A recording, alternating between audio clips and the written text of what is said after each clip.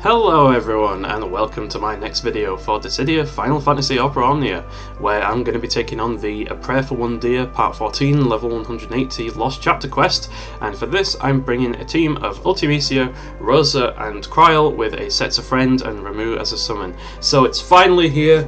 Rosa's Lost Chapter has released, and with it Rosa has got her EX+. I have been waiting for this for an ungodly long time, and now the Queen of Auras and Support is finally here. She is going to be joining my party, and she is going to be pretty much as permanent a fixture as Ultimecia was, if not more so.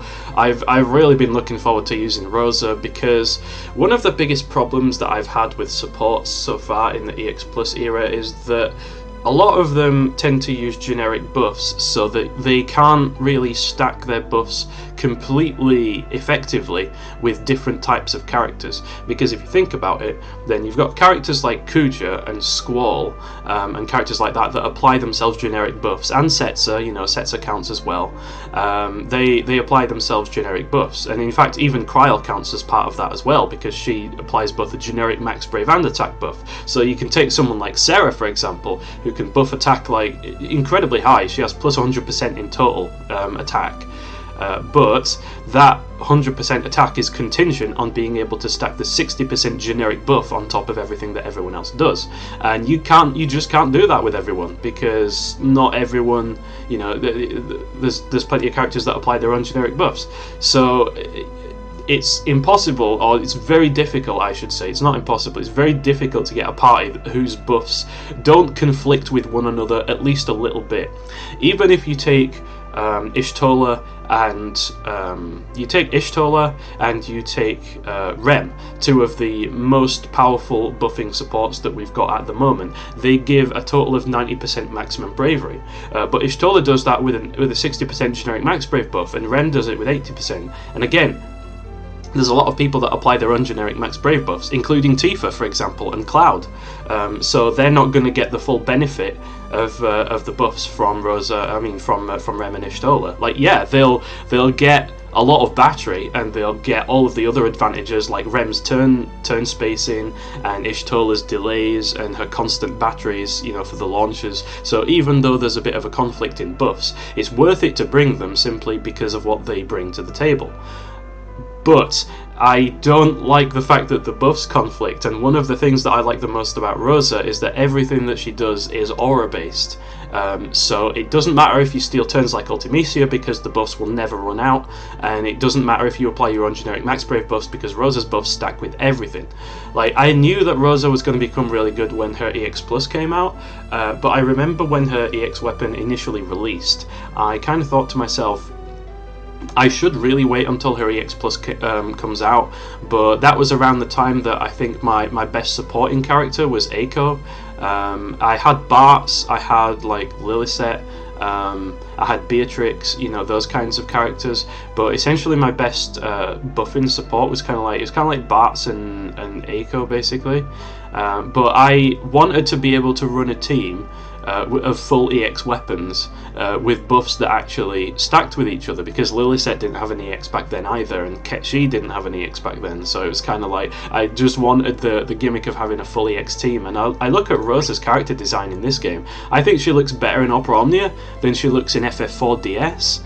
And that she looks in basically any other representation I've seen her. I think Rosa's design in this game is amazing. You know, the character design is it's really beautiful. Like, I love the outfit, I love her green eyes, you know, and I was just kind of like, shit, she's really well put together, and her kit is awesome. Everything's based on auras. I'm going to pull for her, and I can't remember how much I pulled, but I do know that it wasn't very much. I got quite lucky with getting all of Rosa's stuff, so I did use her back when she first came out. I think my team was basically like Rosa plus Bartz plus, and then it was either Beatrix, or I think I replaced, like, I tried Kuja around that time as well, and they did a hell of a lot of damage. So I've been looking forward a lot to Rosa getting her EX Plus. As you can see by my artifacts, I've been farming her artifacts in advance, and I've got her all set up. Like, she absolutely, the priority for Rosa is absolutely this CS50 aura, Devoted White Mage boost, because that increases the amount of initial bravery and attack that she gives to the party, which you definitely want to jack that up as much as possible. And then I would say attack 1 away in most cases is the most important that you want for her. because she does need the extra help in terms of damage. She's not the biggest sort of damage dealer around, but her max bravery is quite low as well, so max brave 330 is not a bad idea, especially if you've got other batteries in the party. Max brave for her is a pretty good idea. And the reason I've put on 2 of the max brave artifacts in this quest instead of just one of them is because she's got synergy. So because she doesn't need as much attack, because she's only got 3 brave hits on her divine blast, and because her EX actually hits like a truck, I don't really think she needs much more attack than she's got right now. And I've also given her some spheres. I've given her Krile's sphere, and I've also given it her own sphere. Now Krile's sphere, what that does is it grants the party 20% of individual initial bravery when basically attacking a broken target or breaking a target. So that means that every member in the party will gain 20% of their own int brave in terms of bravery. But Rosa has an initial bravery, she has a 75% initial bravery buff. So why wouldn't I give Krile's sphere to someone who does brave shaving while also buffing the party's initial bravery? Like, I can't even think of anyone who buffs int brave more than Rosa. I think Selfie buffs initial bravery more than Rosa does, but Selfie doesn't do bravery attacks. And I don't know about Aphmau, but Aphmau is way in the future. Like, she's really powerful, but she's way in the future. Like, I mean, Rosa's now. So I think that that's definitely the best use for the Krile sphere. And for Rosa's sphere, I've given it to herself because her HP regen is only 5%. And even Charlotta has an 8% HP regen. Now, you do have a little bit of burst heals on her EX weapon, but I think that without her own sphere, Rosa's healing is not quite enough to keep up with some quests in Chaos. And yeah, it's true, I could give her sphere to someone like Serah, for example, that doesn't have any healing of her own, and that is initially what I planned to do. But then I think about it, and I think that, well, 3% HP regen is really not enough by itself to warrant not bringing a healer. So why would I put it on her when I can just put it on Rosa, and it might help Rosa be the solo healer for some quests, you know what I mean? So I think that's the best choice that I've got there as well. At least I'm happy with it. You know, everyone has their own ideas about spears. They're non-essential, but they do make a difference if you use them well.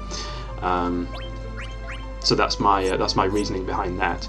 Now Krile, I could actually bring Serah in this quest, like, and in fact, she is probably more turn efficient than Krile, and if you have Rosa and Serah together, you are going to have so much attack. You're going to have like 185% attack boost, not counting what the DPS does for themselves. Just those two alone will mean that the infamous Chaos defense problem is probably not going to happen if you bring Rosa and Serah.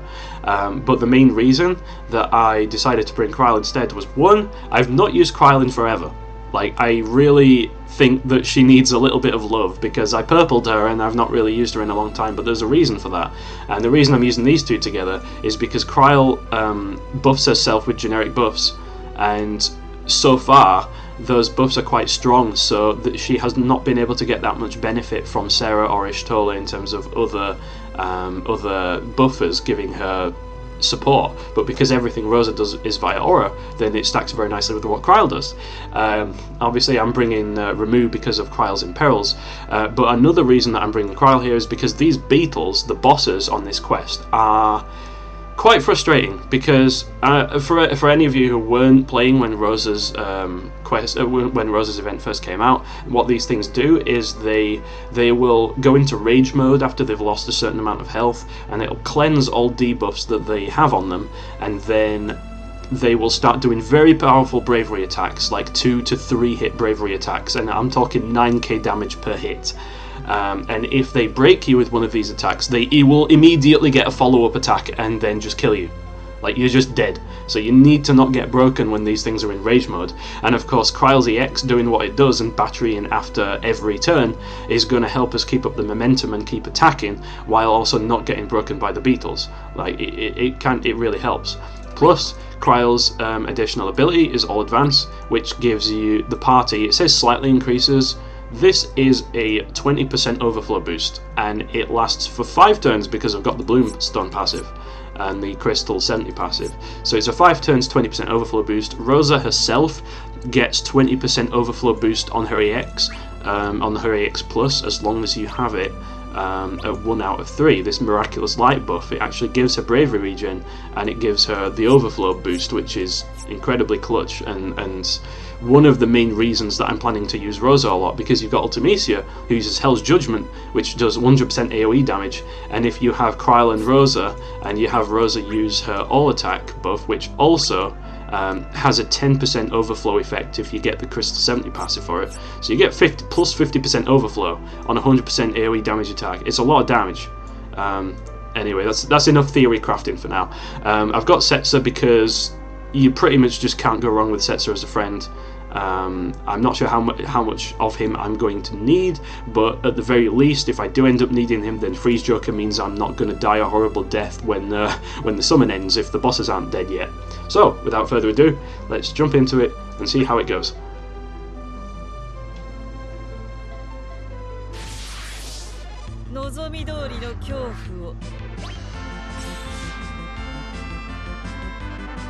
So, I'm just gonna hit this thing with Pray. I mean, with Divine Blast, I'm not gonna Pray.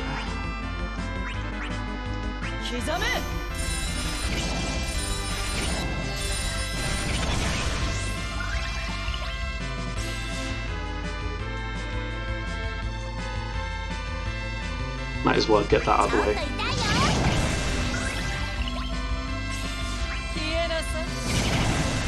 Okay. Yeah, it's too bad about Krile that she needs to use one of each of her skills, so I'm going to use Ray of Hope, because we need to get those buffs up as well. Ulti, meanwhile, will just continue doing what she does.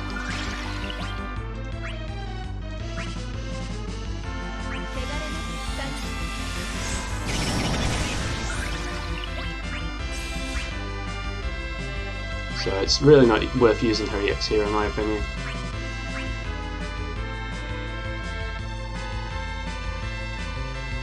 So I'm just going to do this,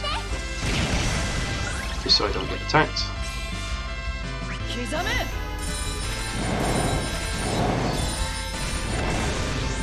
There we go.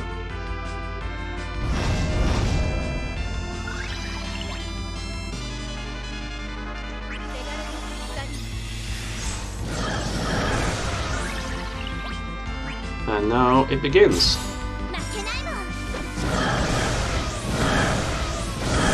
So as you can see, Krile's EX does respectable damage, especially if you have Rosa in the party. So I should just be able to spam some HP pluses here because we get battery like crazy.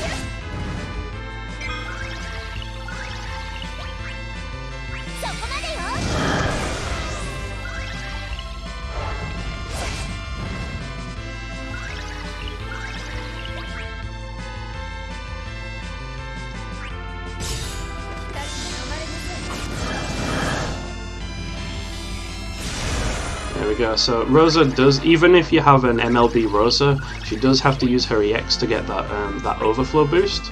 But now that she's used it, we've got that 20% overflow for everyone, which is basically permanent.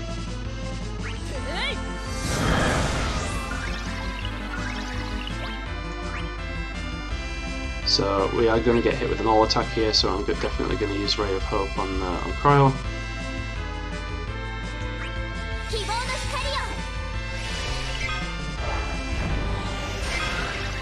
And I didn't notice that B's turn was all the way over here, but never mind. So let's just go into the EX loop with Ultimecia.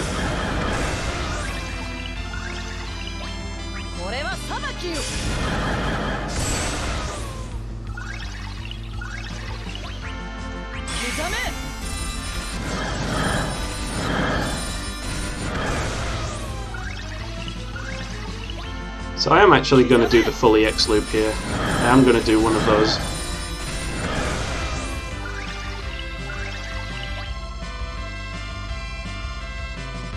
Unfortunately, because we have a free skill use, I can't pop Rosa's CS65 here. I could, but it would be a total waste, in my opinion, because after you use Rosa's EX, you can use one of these free skills, and then you use another skill, and then her EX is charged again. So even though she doesn't look like she has a lot of skill uses, she has more longevity than you would think.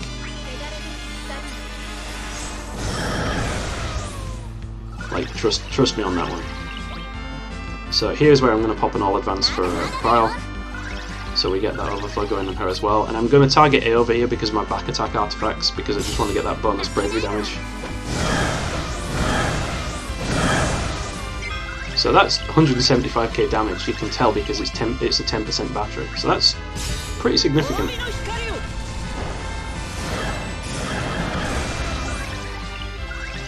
And then this Hell's Judgment should be pretty glorious. 58k. Pretty good, pretty good. I've seen better.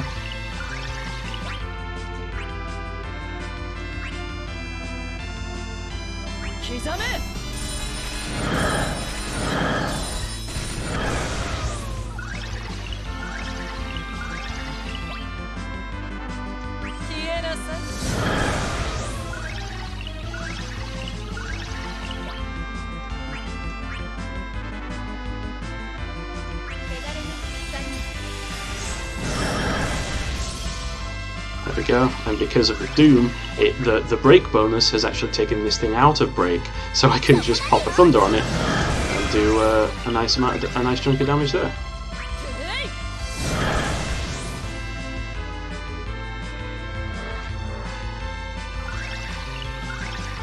And because of everyone's initial bravery buffs, we all start out with a hell of a lot of brave on the wave start. Is it worth it? It's worth it.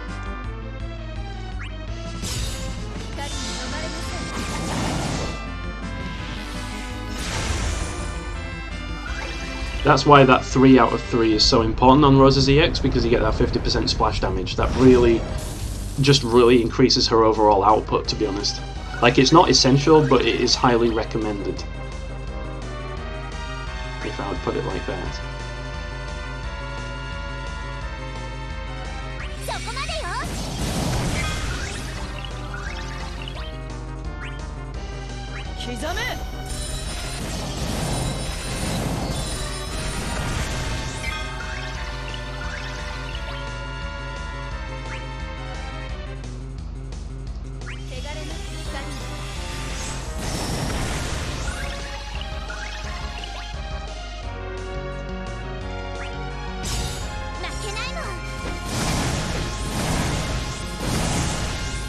So that should be enough for Rosa not to get broken, which is one of the reasons I really like bringing Krile here. Because of that battery in between turns, it just makes it so much easier.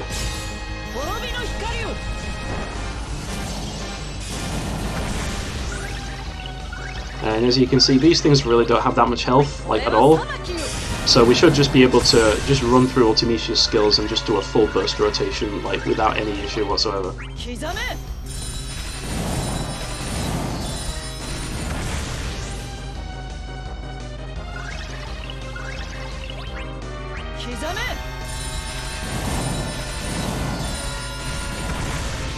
Okay, so I'm going to do here, so I'm going to pop an all attack,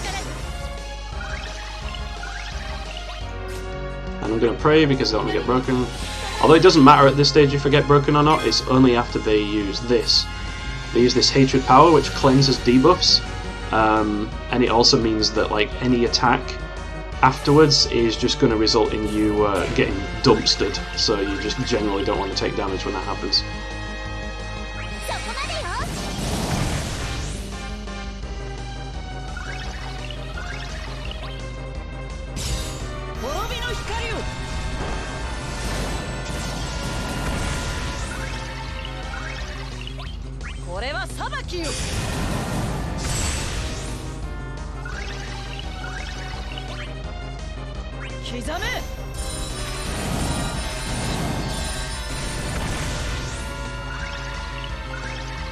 Okay, so I will actually pop a separate region here, I might as well.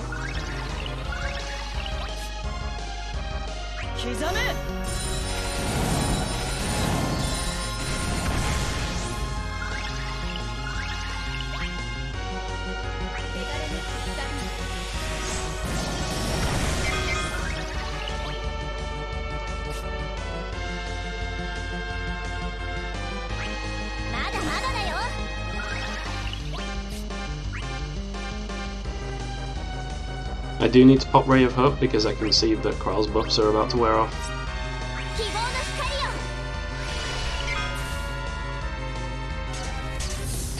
Okay, I really don't care about that little, that small amount of damage.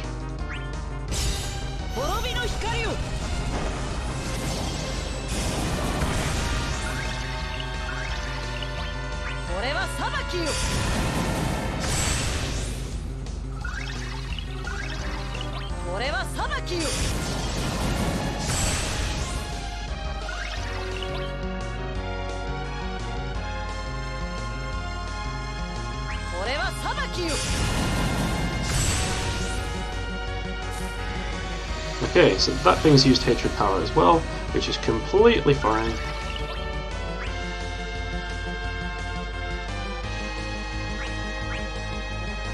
So here I am going to go in with Luminous Arrow. For that 98,000 damage plus splash, which is very nice.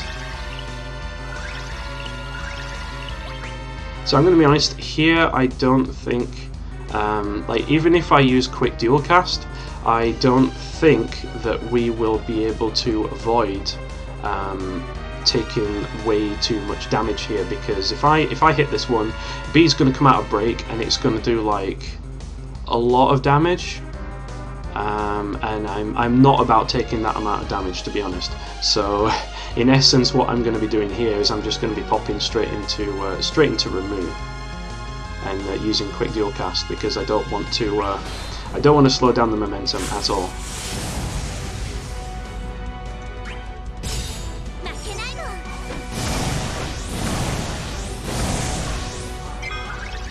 So now, because we've got this very nice amount of battery going, even though it's kind of technically a waste, it's still a lot of damage, so I'm just going to go straight in with ulti.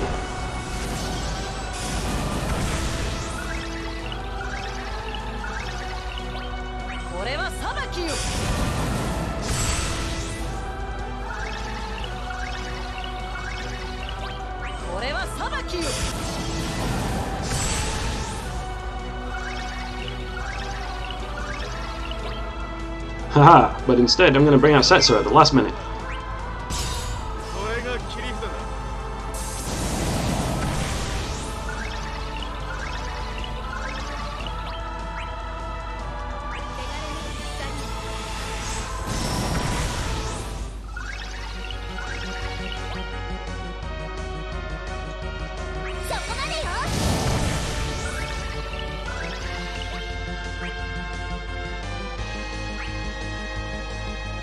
Okay, so we've got a launch chance here, which is very nice, so I'm definitely going to go for the Freeze Joker for that reason.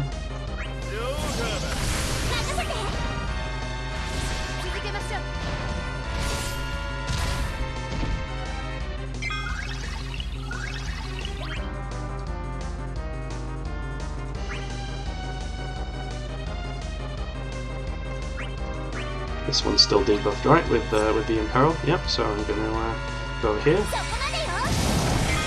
And you see how Krile still does really good damage, because we've got Serah and we've got Rosa, so they're just boosting her output by that much more.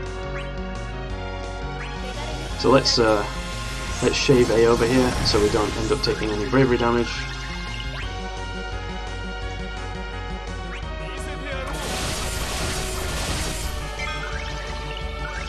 I'm keeping them both alive so I can do this.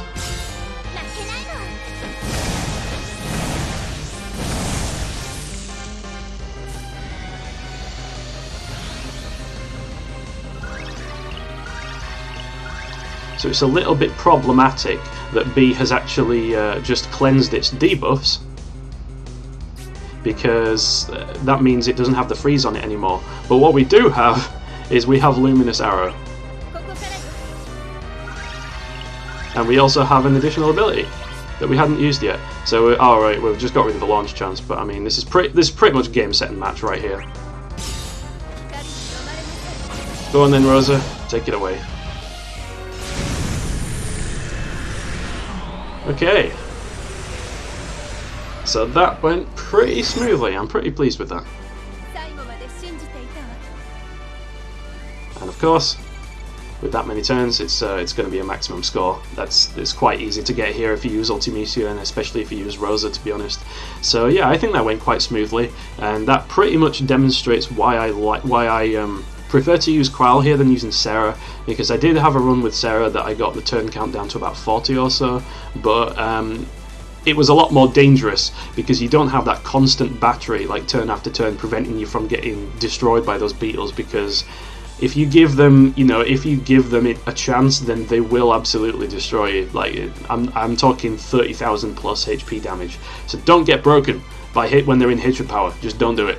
Anyway, I hope everyone enjoyed watching, and until the next video, take care and goodbye.